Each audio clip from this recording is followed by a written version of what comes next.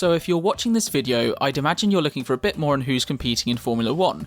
And when it comes to that question, I guess it can be split into two categories, one of which is drivers, but the other is the teams. And that's the focus for this video, looking at the baseline who competes, as ultimately while the drivers are there, they're driving for a particular team. Now, this is made midway through 2022, but thanks to something called the Concord Agreement, basically a big technical document where teams agree to participate along with other different terms and conditions, the 10 current teams are down to take part until at least 2025, so hopefully they won't change. But after that, who knows, the number could go up, maybe down, there's absolutely no guarantees, things can change and nothing lasts forever. I mean, just ask any Man United fan if they expected to be waiting this long to be good again. But for now at least, let's look at the 10 we do have, where they began and what you can generally expect from them each year. Hey guys, it's Taran and welcome to the On Track channel and to F1 Explained. Before we get going, do make sure to give the video a thumbs up if you enjoy, it always helps out with YouTube's algorithm, and don't forget to subscribe if you're wanting to see some more F1 content. Now with that out of the way, let's get into the video and F1 Explained F1 teams.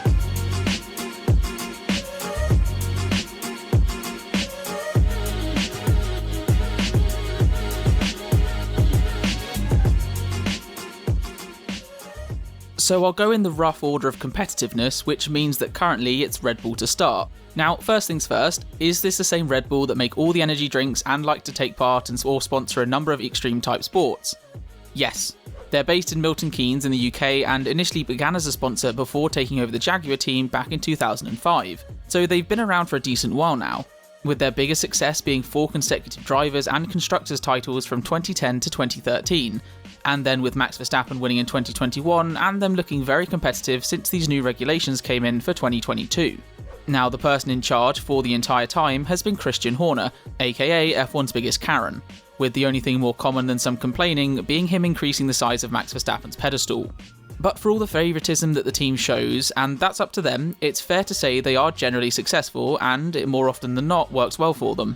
They also have the largest junior driver programme with a number of talents across multiple series all vowing to make their way into Formula 1, but there has sort of been the trend for said drivers to be pushed aside if they don't perform spectacularly once they get a shot. It's fair to say as teams go, Red Bull tends to be the most cutthroat, as in the words of Christian Horner, you know, if they're good enough, they swim, they survive. Another point is that the team also now runs their own power units after previously being customers when it came to engines. Though compared to some others you'll see in a little, it's a bit more complicated as they took over the job from Honda as opposed to starting from scratch. But anyway, that's Red Bull, a generally very competitive team aiming to win titles every year. So next up we have Ferrari, full name Scuderia Ferrari, based in Italy, and who are without a doubt F1's most historic team, and boy do we get reminded of it. I'm pretty sure in every promotional video there's a clip of someone telling us how Ferrari have been part of every single F1 World Championship. But the reason they can put that in is because, well, they have. And like Red Bull, the goal in each of these seasons and future ones is to be winning titles, something they've done the most of with 16 Constructors' Championship to their name. But in recent times, well, let's say there's been a lot of coming up short, as the last title was back in 2008 when they won the Constructors. However, they have generally been up there, say at least second or third best team since then, and most recently, after the 2022 regulations, look to be a proper title challenger once more. But regardless of their success, one thing the team have, and likely will always have, is an immense fan base and following, with the most intense or hardcore of those fans known as the Tifosi, as wherever the team go to race, you'll find support for the Scuderia. Ferrari are also a team that have full control over the developing and manufacturing and operation of their own power units, aka engines, and the complete production of those along with the rest of the car makes Ferrari what is known as a works team, where the same constructor has designed and manufactured everything required for an F1 car. I know I mentioned Red Bull now with their own power units technically, but even after some googling I still don't fully understand that one. But anyway, if you want a good example of a works team, look at Ferrari. They're the most historic and statistically successful along with a good start to these new regulations. So next up is Mercedes, a German manufacturer but with the team based in the UK and split between 2 nearby locations, with the team, like Ferrari and to an extent Red Bull, considered a works team, producing all their components along with supplying 3 other teams with power units. Now, while their involvement in the sport actually began back in 1954, the team as we know it has been a thing since 2010 after taking over the Brawn GP team. They also produced engines for a while before that, but as their own complete team, 2010. And it's safe to say that in general, they've been, well, very good. I mean, 2022 is a slightly different story, but we'll get to that. Now, from 2014 onwards, they've won 8 consecutive constructors titles, starting by nailing the 2014 engine regulations. And in charge through all of those winning seasons is Toto Wolff, a businessman best known for his leadership, along with a hard-hitting hatred for tables and headsets. Some may actually say that the tabletop surfaces are a bigger enemy of his than Christian Horner and Michael Masi combined. But ultimately, through his time in charge, Mercedes has been a team to beat, with the goal to win races and titles every year. I mean, they have seemingly taken a step back with those 2022 regulations, and as of recording, 3rd or 4th place is a great result for them. But on the whole, you'd expect them to eventually bounce back and to be up towards the front of the field, though I once again remind you that as a Man United fan, I know far too well there's no guarantees of this. So next we have McLaren and what I class as the most historic British team, which of course meant they were founded by a New Zealander, with that person being Bruce McLaren back in 1963. And since being founded, they've won a number of championships, both drivers and constructors. However, since Lewis Hamilton in 2008, they've got just as many titles as Nikita Mazepin had F1 points. That's a grand total of 0 if you weren't aware. But like Ferrari, Mercedes and Red Bull, their goal is to be fighting properly at the top. Just well, for the past few years, they've kind of not, but are at least usually midfield. But that's not to say they haven't been growing as a team. You see, under the leadership of real-life happy from Iron Man Zak Brown, they've increased in value and been branded into the sort of fun and exciting outfit you see, but as of yet, aren't quite back to winning or getting podiums quite as frequently as they'd want to. La prochaine équipe écurie est Alpine. No, you've not accidentally somehow switched YouTube's language, we've just got to F1's French representative, Alpine. And with them being a part of the French Renault group, they are of course based in, you guessed it, Enstone, Middle England. But they are, as I mentioned, effectively Renault, and until a few years ago that's exactly what they were, before switching the branding over to Alpine. Now, currently, the team principal is ex-Aston Martin man Otmar Szafnauer, but given that in 2022 he's the 3rd team principal in 3 seasons, I've got as much confidence in that statement as I do as Nicholas Latifi. But when it comes to winning, Alpine do have some success. The biggest achievements being back-to-back titles in 2005 and 2006 with Fernando Alonso while competing as Renault. But generally over the past few years, they've just kind of been the textbook definition of midfield, having finished 5th, 5th, 5th, 4th, and 6th in the past 5 seasons, and currently as of recording, are sitting in, you guessed it, 5th place. But while mediocre is kinda their thing, so is producing their own power units, as after Red Bull, Ferraris and Mercedes, they're the last team to do so.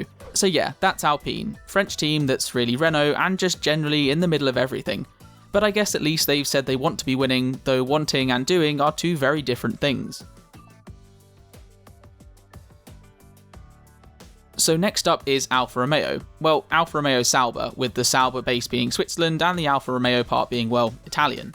Now, Alfa is generally one of the smaller teams on the grid, and its success in the modern day has sort of mirrored that, as they've been finishing the constructors in 9th place for pretty much more seasons than they haven't. But since the start of 2022, they have looked to be doing a little bit better with these new regulations, and in charge of all this is team boss Frederic Vasseur, who's been there since 2017 and oversees the management and running of the team.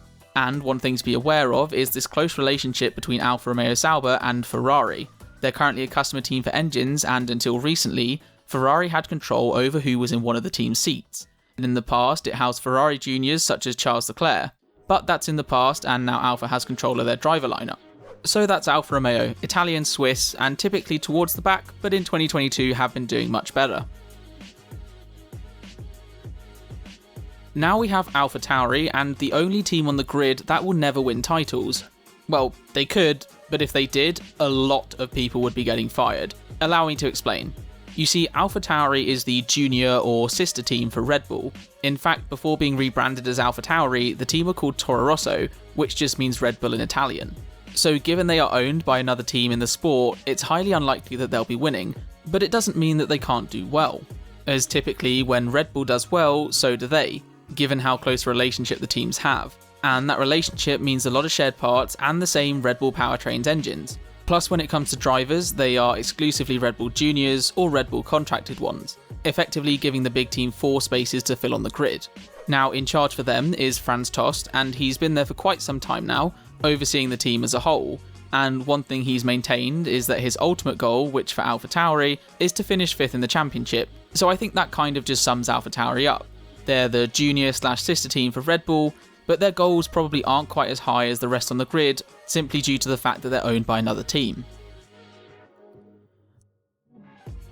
So just 3 teams to go, and the first of those is Aston Martin, who are one of the world's best examples of throwing money at something doesn't always get you results. As in recent years, new owner, Canadian billionaire Lawrence Stroll, has pumped a lot of money into the team, with new facilities being built and the overall rebrand from previously being Force India and then Racing Point. Now, you may have noticed that I haven't been going through the drivers so far, as they change and who knows where everyone will end up. But for this one, I'm confident enough to say that one driver is Lance Stroll. And if the name sounds familiar, it's because it's the same as the team owner, with Lance being Lawrence Stroll's son. Now, when it comes to the actual team, they've only been Aston Martin since 2021, and they also have close ties to Mercedes, using their power units and a number of parts. And when it comes to team principal, it used to be Otmar Szafnauer, but it is now someone with possibly the most Hall of Fame name of all time, Mike Crack. No, I'm not joking, he is an actual human being with parents that clearly hate him. Anyway, he's the guy in charge. But so far, it's been a rocky process, and while the team have big aspirations and goals to be at the top, we're sort of yet to see it. Next up we have Haas, the only current American team on the grid, as well as being the newest group to the sport. But what are they really known best for? Well, it's having one of the worst drivers in F1 history, along with one of the worst track records when it comes to title sponsors. And for those wondering what I'm on about, you just need 4 words and a search engine. Haas, Rich Energy, Uralkali. It'll keep you entertained for hours, trust me. But with the actual team, they're very closely linked to Ferrari, using many of the Scuderia parts along with their engines too. But has that yielded results? Well, not really. The 2022 car does look a bit better, but it's very much a case of, well, we'll see how that pans out. Now, the person in charge is a man named Günther Steiner, and while you would think the biggest passion for an F1 team principal is, well, Formula 1, for Günther, I think you could make the argument that his is swearing at as many living things as possible. Would highly recommend watching some Drive to Survive, and you'll very quickly see what I mean. So yeah, that's Haas. Very new American team, closely linked to Ferrari, and personally I would say still trying to find their way in the sport properly. And finally, we have Williams, who are actually a very historic and successful team, which were founded by Sir Frank Williams back in 1977. And since then, they've had 9 constructors' titles along with 7 drivers' ones, but in recent times, not the case.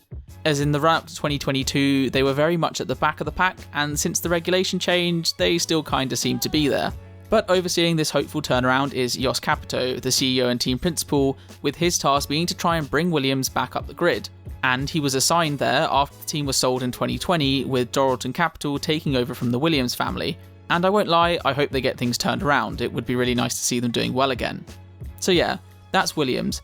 A very historically small team that were family run for a number of years, but have recently been bought and are looking to turn it back around and move up the grid.